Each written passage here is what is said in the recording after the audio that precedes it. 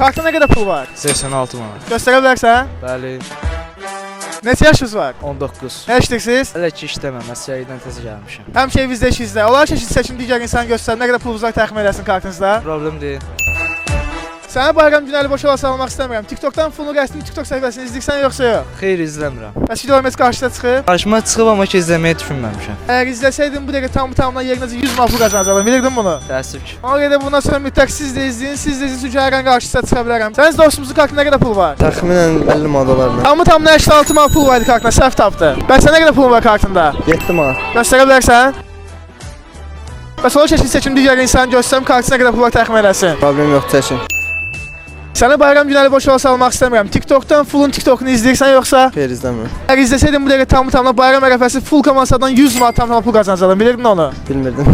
Nə etmək lazımdır? İzləmək. Səncə dostumuz kartında nə qədər pul var? Təxmini 15 manat. Səhv tapdın, 7 manat pul var idi kartında. Bəs sənin kartında nə qədər pul var? İzləyicilər təxmin eləsin. Uşaqlar, dostumuz səsini bağlamışam, kommentdə doğru təxmin edə eyni məbləğ kartına köçürəcək. Və siz də dostumuzun kartında nə qədər pul var idi, komment təxmin eləməyi unutmayın. Doğru təxmin elə full komandası adından eyni məbləğ kartına köçürəcək və səhifəni mütləq izləyin. Çünki hər an sizinlə qarşıya çıxa bilərəm. Sağ olun, salamat qalın.